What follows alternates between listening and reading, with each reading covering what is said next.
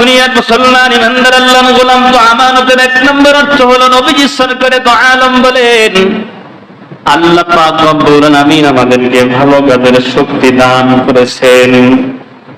মন্দ কাজ করার শক্তি যেমন আল্লাহ দান করেছেন, এই মন্দ কাজ থেকে বিরত থাকার শক্তিও আল্লাহ আমাদেরকে দান করেছেন। এই কথাই আল্লাহ পাক রব্বুল আলামিনের দোস্ত সরকার দো আলম নবী পৃথিবীর মানুষদেরকে জানায় দেয়, আমার উম্মতেরা শোনো, তোমরা যদি মন্দ কাজ থেকে নিজেকে বাঁচায় রাখতে পারো, তো আল্লাহ যে মন্দ কাজ থেকে বিরত থাকার শক্তি দিচ্ছেন, এই আমানতের হেফাজত হয়ে যাবে। আল্লাহ পাক রব্বুল আলামিন ভালো কাজ করার শক্তি তোমাদেরকে দান করেছেন। তোমরা যদি ভালো কাজটা করো, তো আমানতের হেফাজত হয়ে যাবে। সুবহানাল্লাহ। 2 নম্বরে আল্লাহ পাক রব্বুল আলামিন বলেন, দুনিয়ার মুসলমান আমানতের 2 নম্বর অর্থ নবীজি আমাদেরকে জানা দেয়, স্ত্রী সন্তান আপনার আমার কাছে আমানত, স্ত্রীও আমানত, সন্তানও আমানত। সন্তান কোথায় যায়, কি করে, কোন পথে চলে, কাদের অনুসরণ করে চলে, স্ত্রী কিভাবে দুনিয়াতে চলে, আমার কাছে তার আমানত। এই আমানতের জিম্মাদারি আমার আল্লাহ আমাকে দান করেছেন। এই জন্য আমানতের খেয়ানত যাতে না হয়, আমানতের হেফাজত যাতে হয়, সেইভাবে পরিবার আমাকে চালানো লাগবে।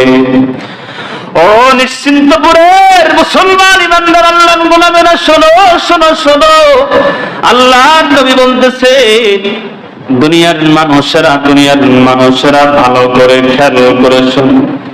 আল্লাহ নবী বলতেছেন, তোমার সন্তান আজকে দুনিয়ার জমিনের সব কিছু চিনতে পারে।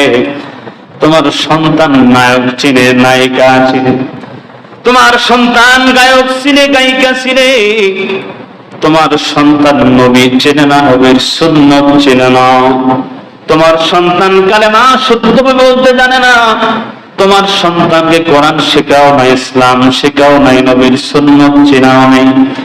এই জন্যই বিশ্ব নবী বলেন, সন্তানদেরকে দ্বীন শেখানো এটা হলো আমানত, সন্তানদেরকে রাসূল চেনানো হলো আমানত, সন্তানদেরকে রাসূলের সুন্নাহগুলো চেনানো হলো আমানত।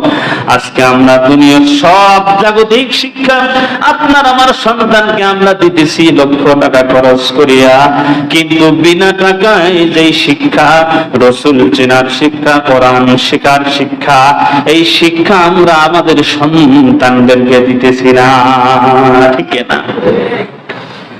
লম্বা করবো না। দুনিয়ার মুসলমান ইমানদার আল্লাহর গোলাম, 3 নম্বর হলো মজলিসে আমানত।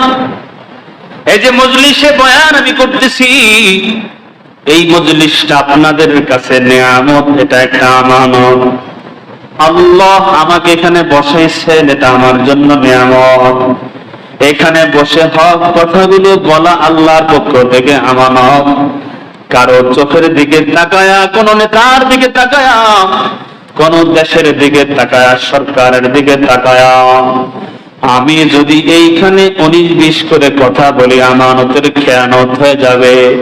আর আমানতের খেয়ানত যদি আমি করে ফেলি, হাসরের ময়দানে স্থান আমার হবে জাহান্নাম, ঠিক না?